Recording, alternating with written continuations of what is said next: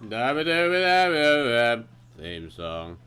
Alright guys, hi, we are here at Level Up convention in Coffs Harbour. We're here, Matt from Gizmos Electronics. Gizmos and Gizmos. Gizmos, sorry. Gizmos is a computer and tech store down here in Coffs Harbour. They've got some very cool stuff. They actually had a HTC Vive here for us to try out. They let us touch. What did you think, Gabe?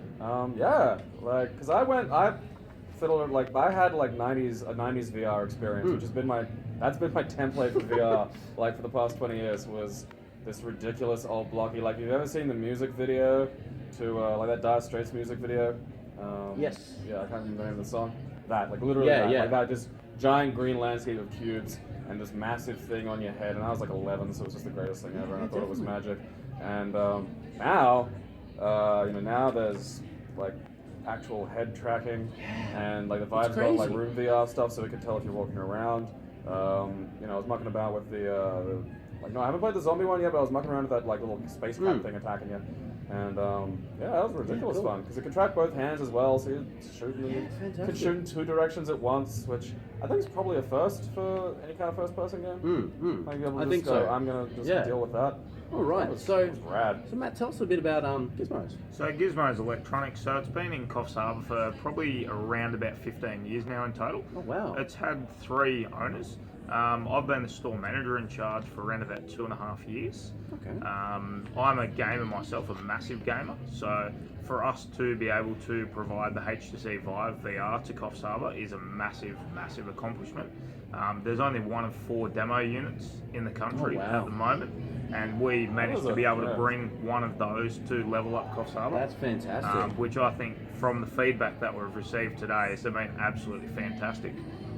We've had people drive from Brisbane, we've had people drive from Melbourne, we've had massive amounts of interest.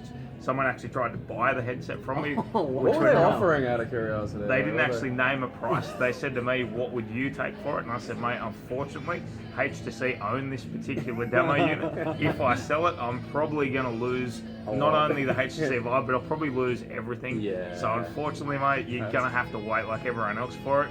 But I mean, that just shows the massive, massive sort of accomplishment that HTC's made for that particular device. For someone to grab it and then to be able to say, I want it straight away, that's a really, really like good money's product. no object kind of offer. I think that's where VR really needs to head, because it's a fantastic technology. I myself have a Samsung Gear VR for my phone. I showed my parents that, who do not like tech, do not touch it in the slightest. They said, where can we get this? Then I think that's what they need to do with the Vive. Like having shown off today. People go crazy for it, they don't know what it is, but once they get it in their hands, they know it. Because that was, when we first got invited to come down, like, I remember, it was before that even, we were talking about, like, I remember when the Nintendo 64 was getting released. They put it on a van and drove it around to toy stores and stuff. So you could go play Mario 64, like, for weeks before the, it's probably, actually, I think it was a few months before the Nintendo 64 came out, so you could get an idea. Because back then, the whole analog stick was a big deal. I was trying to explain to people how this worked. And, that's, especially with something that's like a leap in tech, like, VR is, it's like you can't explain it. You can't sort of sit down and go, all right, so you see the things and you can shoot and move and stuff. Because it just sounds like any other game. But yeah, like today, just, the line's been busy the entire time. The line's been about half an hour long every single time I've turned around. It's been about half an hour long. And we had people come back multiple times, and they were quite happy just to wait for it, just to try it out. Their friends had tried it and told them about it, so they were quite happy. Even if it was an hour or 2 hours, they were quite happy to wait for it. So when they did finally get a go, they were absolutely ecstatic and wanted to go again. So and this is just with the that's how the sort of release batch of software too. Absolutely. We haven't even seen like any of the major sort of. We haven't seen any major games. That's right. It's effectively tech demos, which is exciting because they are pretty polished. I mean, the graphics aren't the best and things like that, but that's it. They're first initial tech. Well, that I mean, there's little creative ones. Like seeing that, like the one thing that stood out to me was earlier there was that like the little kid playing with the painting one, the 3D painting thing. Yeah. And at one point, he just starts rubbing himself, and I could see his dad off outside the little shielded off area. And what are you doing? He's like, I'm tracing myself. Yeah. I was like, that just completely blew me away, because I never would have thought of that. No. Like, it wouldn't even occur to me to like, oh yeah, you can make a shape of you by just standing in the spot and just tracing yourself. And I'm like, it's like the little things like that give you the window of like, oh, okay, so there's like, there is more to it than what you can sort of. Because my first thought is just, I get to shoot things more fun now. Absolutely. I'm like, I get. And it's a creative side of technology too. Yeah. Like we're seeing today at our booth that, we were seeing people draw Mario in VR. We're seeing people draw snowmen in VR. We're seeing someone draw a car in VR. Right. I mean, and for us to be able to then see that what the person's seeing on that headset, to be able to see that on a massive screen as well, we could actually then really realistically see what he's doing, and then to him it was just an amazing experience to him. It's literally magic for people like us who grew up with it from the birth of technology. It's just exactly you right. never thought you'd see something like it, and it's getting so more popular. I mean, Nvidia has invested countless money on, like from your side of things, like definitely being in the tech market, like myself working in a technology store. What sort of things do you see in Coffs Harbour technology-wise? Do you sell more sort of gaming systems, or is it more everyday tech? Or? No, absolutely. So Gizmos, like as I mentioned before, with the gaming side of things, we have a massive population of gamers in Coffs Harbour, and we're really the only shop in Coffs Harbour that truly utilises that potential. So we have even our big competitors like PC Case Gear and everything like that. We are now getting those sort of customers in because they're seeing the customer service that we're offering. We're offering the same products at a slightly higher price, but then we can offer that customer service and the experiences like this HTC Vive today. So we're bringing it back to the customers. So we're saying thank you very much for buying from us. And by basically our motto is by buying a system from us, we're customizing to your own specifications. We're customizing to your budget, and then you know exactly what you're getting. So you're not walking into a store and saying, I want that computer off the shelf. You're physically saying, I want red LED fans. I want an Asus motherboard. I want a gigabyte video card. So we're physically customizing to match your own specifications and budget. I've got a flyer here for you guys for the special level up prices, which is fantastic. Like I'm looking here, the Master Chief build, which has a thermal take case, fans, an i7 670. 6700, Asus Pro gaming motherboard, 500 gig SSD, 2 terabyte hard drive, 16 gig of DDR, 500 gig RAM, solid Hyper RAM, an Asus GTX Strix 970, 4 gigabyte, Windows 10, and an 850 watt power supply for $23.99. Like that's pretty damn impressive. That's very good. I didn't even know the price of that. That is, like, that's the thing. You're getting like the kind of the reliability that a site like Alienware would advertise, but with like you've got the ease of talking to the person who actually put it together, and that I think that's a big thing because nowadays we're going if into something goes wrong, if you click on the wrong thing, if you accidentally maybe you click on, like my brother bought a 2011 motherboard and 2011 chip, and when they sent like the motherboard just failed and it was like internal failure covered by warranty, perfectly fine. Sends the thing back to I think it was like Newegg or something like that. It takes all the time to go back. That's just how it works. Goes back, and the one they sent him out is a 2011, it's the 2011-3. Yeah, it's the new model now. Yeah, slight revision, so it's better. Doesn't fit the old 2011 chip. Okay, calls him up, talks about this. All right, send this back. It goes back. Now nobody's making 2011 boards anymore. Apparently, it was on the very edge of this utility, and he wound up giving me the old case and box and with the board and stuff inside. And I've still got the chip at home in the box because I can't find either A, a 2011 board to buy it, or B, anyone to buy the chip because no one can find a motherboard for it. That's what happens as we move into the society now. Everyone is all about, I can get this cheaper here, I can get this cheaper here, I can get it online. And a lot of the old stores are dying out, which is a shame because that's where you got the service. Yeah. So now you may save yourself $50 to $100 here or there, but honestly, that build for like $2,300 is really good. It's a really impressive price. Absolutely. I mean, especially when, again, that's built. Yeah. Like that's that's. Especially like that's. What else? What else comes with it? That's the Chief. That was the Chief, wasn't it? Yes. Yeah, the Master Chief system. Yeah. Yeah, so that's great because especially the 500 gigabyte solid state. There used to be such a and those things are great. Like getting into state PC gaming. Absolutely, solid states. PC gaming was very hard to get into because you had to have a powerful PC, which cost a ridiculous amount. I built the last time I built a full build, it cost me $9,000. That was when the i7 first came out. That was the top of the line i7, which cost $1,800 for the processor alone. Two $900 graphics cards in it. Everything top of the line. For the same sort of build nowadays, will cost you only $200 to $3,000 usually. That's exactly and right. that's ridiculous. And a lot of people are starting to realise these consoles aren't capable anymore. Like the console's very flashy and it's very easy to use, but they're finding you can't play a 1080 game at 60 frames constantly anymore.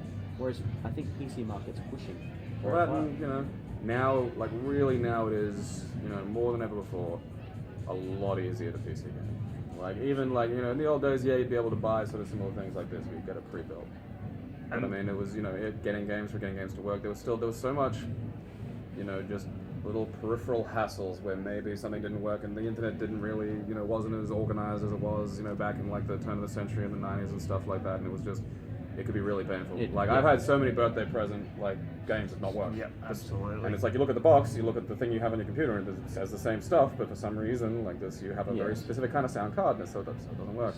Yeah. So now, like, you know, you get things like this, you know, for the price that you're going to be getting for a console and a game, you know, you get something like this, you pop onto Steam, you know, you go into the under $5 pile, and there's lots of damn good games in there in the under $5 pile. I mean, things like the original Dark Souls, hell, I mean, Witcher 3 is like $30. Yep. I mean, that is top tier game. Like that a game that's still $80 in store for console. We've got to mention the Humble Bundle obviously too, because I mean everyone, if people don't know about the Humble Bundle, that's just an amazing website to go to. You know, there's a lot of games that you can't even go near that price on a console for some of these games, and you can easily fill your Steam library full of games for next to absolutely no dollars. So you're going to spend $80 on a single game, exactly, and it's all downloaded, so it doesn't matter if you lose the disc. It's all downloaded anyway. It's always on your computer. You can sync it back to that new machine as well. You can even sync your game saves now. That's exactly right. Yeah, all that sort of stuff. So. Because I had to.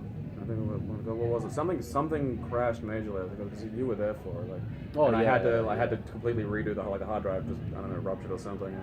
So I had to get a whole new hard drive. So it was just like and I thought.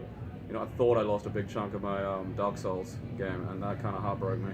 Absolutely, yeah. No, you definitely don't want to lose game saves. Yeah, PC gaming is hard enough as it is without losing game saves. All on there. So speaking of graphics, today the Nvidia GTX 1080 got released to stores in Australia. I'm actually quite miffed about it because I signed up as soon as it was available to notify me when it was available. I actually got an email this morning saying, "Hey guys, don't forget to order your GTX 1080 today," and I'm like, all right, that's cool. So obviously I've been at convention all day. I went online early to find one. Of course I can't because there is only apparently 33 in the country. 33 in the country, and that's exactly right. They're all sold out.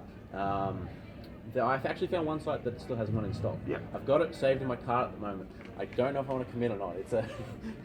But it's a crazy thing that Nvidia has invested. I think it was $2 billion into this. Yeah. It's the biggest chip endeavor they've ever done.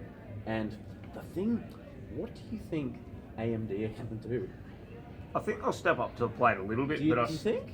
I still think Nvidia is going to lead the show.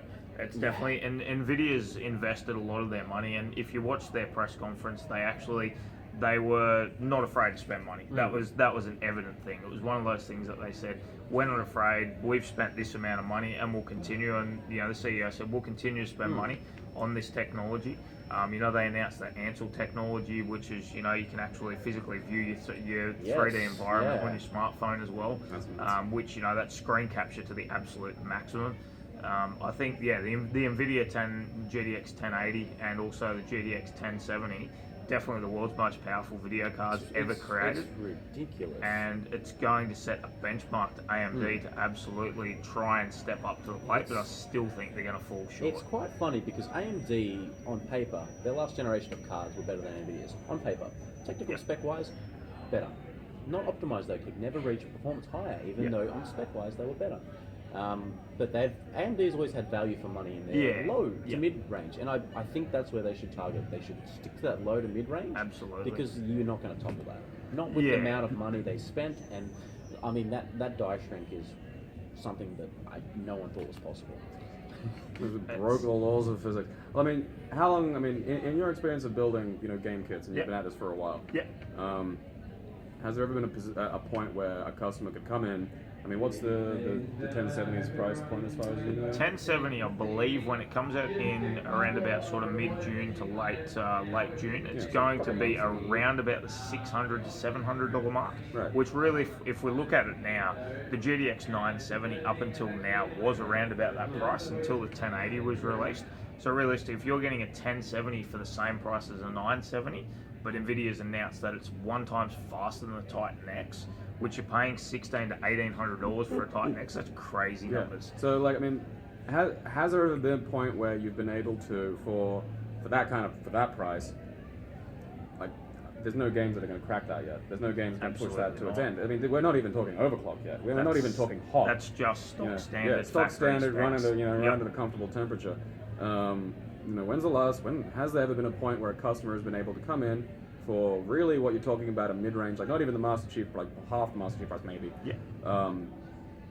Pretty much future-proof for maybe a year or so at least. What are we talking? Like someone would have to be starting development now to really sort of crack what this is doing. Like, have we ever seen something like that? I think a 1070 is at least 5 years future-proof. Yeah, absolutely. I would agree. I would almost say it could be solid more. 5 years. Yeah, I could almost say more. Nvidia, like we were saying before, Nvidia's really invested some money in this. So I can't see them investing, $2 and $3 billion in a technology that's going to be outdated. So, and we've got to come back to the fact that the GTX 1070 and 1080 is obviously fully VR compatible as well.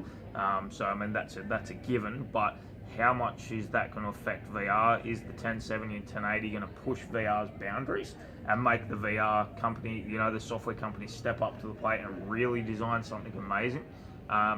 It's going to be yet to be seen. It's an exciting I've been time playing with tech. it today. I'm just like, the ideas. Like, you're just like, think of the games they could make. No, not even just games. Like the applications, and everything for it is just.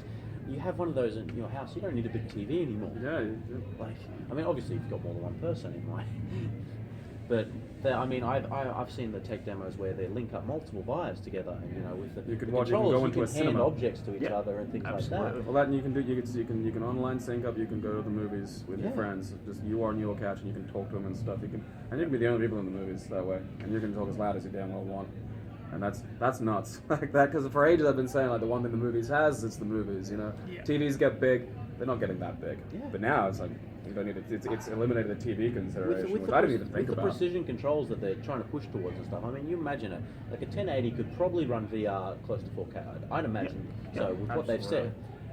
Surgeon simulators, surgeons in training, things like that, that just breaks things.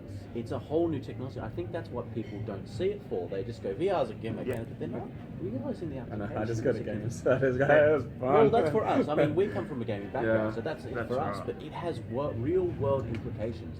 That's a technology that will forever change the world. Which is, I mean, look at the cell phone. It was an invention that changed the world.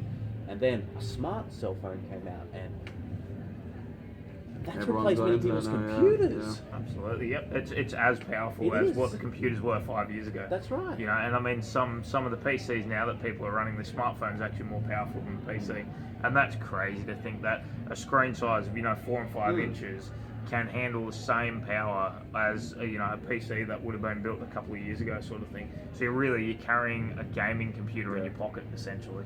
I'm still thinking about the fact that the 1080 could run 4K VR, because I'm trying to think, like, okay, where do you realistically go from there? You know what I mean? Like, I'm trying to think, it's like, all right, because 1080p, that was the big one, past few years when I was growing up as finally becoming an adult and what have you, and was able to afford things. So I'm like, got myself a nice big, I think it was about 6 or 7 years ago now, I got myself a nice big 56-inch Panasonic flat screen. It's 1080, play Blu-rays on it, looks great. And now they're talking about 4K, and it's like, I have seen 4K TVs in the store, and it's like, yeah, the picture quality is better. They are very impressive. But you're talking to them, and it's like, all right, this thing's like $6,000, and it's like, okay, but what is it? How much more is it doing really? And because my lounge room is my main gaming area, my PC is my, it's where it's all plugged in, and it's like, there's no hardware that's going to run 4K at the frames, and it's like, all right, 1080, is good enough in terms of resolution. I don't want the slowdown. It's gotta be smooth. Most and a lot of 4K panels situations will run at 24 hertz. Yeah. Which is the killer. So I mean, if you're getting to the point where now you can start talking about 4K at game quality frames, what's up from there? I don't fucking know anymore. You've got, Microsoft, we've got to talk about Microsoft being able to, show off, and I don't know whether anyone's seen, but on YouTube they've got videos of holoportation. So that's actually the next step where you'll be able to actually physically have an object in the room and you'll be able to transport that to another room, maybe not in the same country as you. So, and that's using VR as well, but it's mixing VR with specialized technology that Microsoft's creating. It may be 5 years, it may be 10 years down the track, and it may be millions of dollars to invent, but how cool is it to think of that? You could potentially, instead of going to the moon costing you $1 million, it might cost you $10,000 to go to the moon. And technology, you can do it in your own living room. So that's a really, really awesome time to be in tech. It's magic. Absolutely, it's magic. There's so much potential involved in IT and the technology industry now that I'm really, really excited to see where it goes. Okay, last question. Does the Vive stay at the office, or has there been a fight amongst the staff of who gets to look after it? The Vive only arrived to me personally yesterday, so I unfortunately didn't get to set it up until last night. So we had a fight in the office a little bit with the staff about who was going to use it first. And it was a really, really weird experience at first, because obviously putting a pair of glasses on it first, we had no idea where the controllers were, so we picked up the headset, put the headset on, and we had no idea where anything was. We were touching the floor, we were touching fridges, we had no idea until we actually physically looked down and seen a picture of the controllers. We picked up the controllers, it actually showed us where they were. From that step, we were immersed, and it was hard to get it off the person that had it on there. We were literally having to almost drag them away in order to get onto it. So that's the main reason I haven't touched it, is because I am an early adopter of technology, and I know if I touch it, I will need to buy it. I can't do that. I want it. How much is it? It's like, it's ridiculous. Don't be silly. I've got the money. HTC, obviously they haven't released in Australia yet. I've had people come up to me today and said, look, I've already got HTC Vive. And I've said, obviously you bought it from America. Yeah, I did. I paid the taxes. I paid everything to get it over here. It's not in Australia commercially available yet. We're yet to get an official pricing from HTC or a proper release date. We believe sometime in June, possibly July. And we're looking at, if we look at the conversion rate of $999 for American, could be looking at $1,500 to $1,600 for the unit. And realistically, if we look at that price and what you get and the technology that's been sort of involved in creating that, the price is really, really reasonable. I think people have no right to complain about the price, because to use that unit, I think the only thing that happened was Oculus kept saying it was going to be under 600 for like years and years and years. Like, it's got to be cheap, it's got to be cheap, and then like literally the month before they were like, and then they just said, it's $800. But a lot of people. I was prepared for it to be expensive, but if someone's going to sit around and say, it'll be cheap for like months and months and months, I guess. I think that really is where the issue is. I'm going to save up. I do agree with you. I'm going to save up. It's going to be one of those little things. It's a present. It's a Christmas toy. But you spend a year putting some money aside. It's enthusiast hardware. Yeah. It's not for the average consumer. You're not going to walk into Kmart and see them lined up on the shelf. No, absolutely. And you also, if you have a PC powerful enough to play that, you've already spent $2,000. Yeah. That's right. So another $1,500 is really an investment that you're worthwhile spending. Exactly. Realistically, you're looking at probably your minimum cost for a system plus the VR. You could be talking $3,500 to $4,000, and that sets you up for a future-proof PC. If you're unsure about it, I honestly recommend you pick up Galaxy Gear VR, because it is still very good for the price. Like, it is a great interest. Even if you've got a PS4, get down to the Coffs Harbour, Gizmos. Beg them for approximately an hour left. So if you're around the area, not in America, obviously, because it's going to take a lot longer than an hour to get here, unless you're a really, really fast jet. But I don't think so. But absolutely. Yeah. Otherwise, if you've got a PS4, pick up the PS4 VR. It's going to be a good intro as well. It's apparently going to be running 60 frames. All the games have to be at 60 frames. So you're still going to get a very good experience. It's going to lock you into a PlayStation. You're not going to have all the applications and support that PC will do and let you do. So I'm going to put $50 aside a week. I'm gonna. That's my little Christmas or New Year's treat to Gabriel. and this is the thing with PC gaming too. Like, I'm actually a console gamer as well, so I have a PS4 at home. So I sort of buy, most of the time I'll buy the game for both units, and it's really, really cool to be able to say to a customer, have you played this game? And they'll say, yeah, I've played it on PS4, and you say, have you played it on PC? And they go, no. And you go, well, mate, I own both of them. And I can tell you now, there's about 100 differences in the PC version, and you name them, and suddenly they go, oh wow, yeah, I can't do that on my PS4, and I can't Yes, see that. yeah. And suddenly, it's all these extra features that you start to see that your money on the PC is well worth spent, because you're getting that more experience in the game. You're experiencing more. The PC hardware is obviously much more powerful than a console. Well, yeah, that's it. I mean, for the Master Chief here for like 2,400, and again, yeah, you can get a PS4 or Xbox One for significantly $400, less. $500. But Yeah, but I definitely think the graphic quality is when you're dealing with a system like the Master Chief here with a good GTX 970 or a 980. You're going to be beating the one in the PS4 easily. Absolutely. There's it's around about 4 or 5 times you're faster. You're going to be getting the frames. You're going to be getting access to all the mods and things. I mean, that's so many. Not even like major recent games, old games. They have new life breathed into them on the PC because of things like just custom graphics mods, gameplay mods. People make whole missions. There's someone in the middle of remaking the entirety of the first Fallout in the New Vegas engine. that's fantastic. Yeah, and that's going to be on the Not a engine small free. process. Yeah, they're not even selling that. So you get like again, I understand, like, especially because I'm not a man of massive means myself. Believe me, I've been a student for the past 3 years. There is not a lot of spare money there, but it's a matter of spending your money smart. And I really because I used to be like the PCs were hard, and unless you've got the technical expertise to make them work, I didn't have that. So consoles, plugged them in, got them to work. These days, I mean, really, you can find places that will give you the kind of customer service that can get rid of any of those concerns. Like, if anything, if you take this home, something goes wrong, you can call an individual straight away, or you can take it in and one day turn around. Sort it out straight away. So. And that's an if.